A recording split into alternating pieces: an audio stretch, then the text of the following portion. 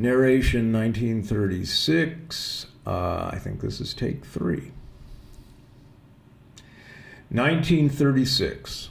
Several men remembered back to 1921, 15 years before. They remembered that they had an Indio Date Festival that year. One man, he said there had been a second in 1922, but nobody could recall if that was true. The first one had been held in a small city park. They had a band. A singer, guy doing Jimmie Rodgers covers, was very well received. The Yodeling Brakeman. But it wasn't the real Jimmie Rodgers, only a local guy who could yodel.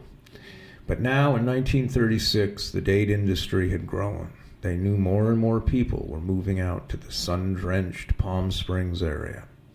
It made sense to have the festival in February. Palm Springs was a winter destination. They decided to have a queen and a court, a bit like the Rose Parade queen. Local girls would compete to become Queen Scheherazade. They named everything after some Arabian Nights fantasy. The exhibition hall was called the Taj Mahal. Nobody mentioned the Taj Mahal was in India, not Arabia. They had date tastings, bread dates, honey dates, black dates, and deglets.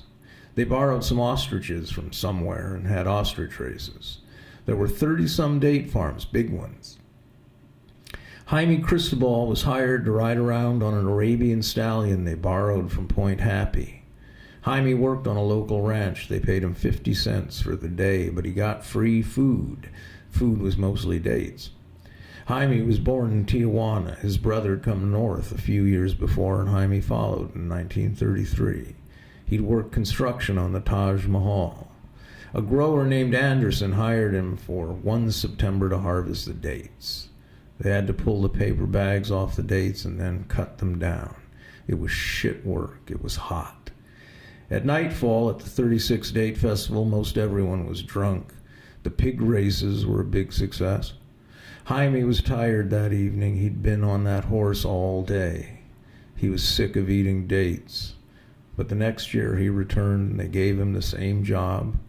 He got a raise and a new costume. Even in February, the temperatures were over 100 degrees. Many people passed out from sunstroke. The Indio Civic Club hired a nurse and a doctor to be on call in a small shed adjacent to the Taj Mahal. The doctor was a fight doctor.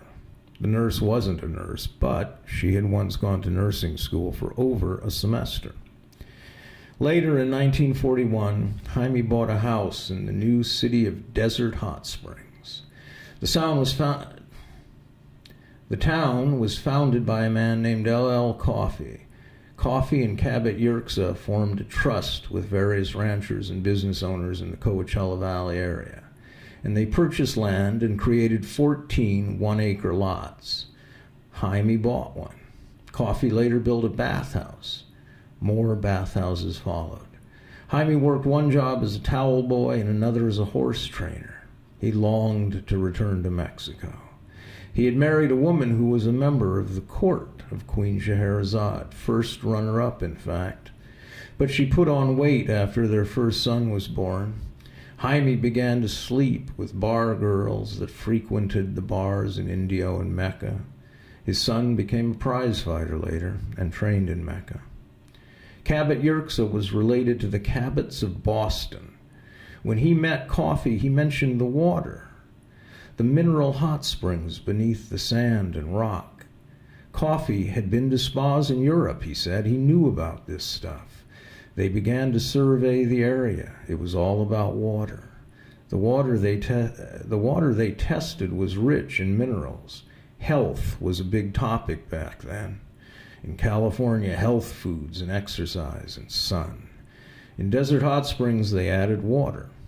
Nearby in the Tahquitz Canyon area of Palm Springs, Boots Bootson, later to call himself Gypsy Boots, was sleeping in caves, eating dates, and bathing in the waterfalls. Coffey knew there was money to be made in health. The town built a high school in the 40s. Mostly Mexican kids went there and poor whites. This was where the children of the kitchen workers from Palm Springs lived, those who cut the lawns in La Quinta and Indian Wells. Later, Two Bunch Palms was built and other boutique resorts. They offered mud baths and mineral baths. Jaime was on disability by now. The wind made him feel insane. He would tell his wife, "The wind, it never stops. It is in my head." She would nod, but that was all. She had stopped listening to Jaime's complaints decades before. Walking down Pearson Boulevard one afternoon in 1990, Jaime stopped and screamed and held his head. It was a very windy day. There are two aquifers under the area. One is hot and one is cold. The one with the hot springs is separated from the cold by a branch of the San Andreas Fault.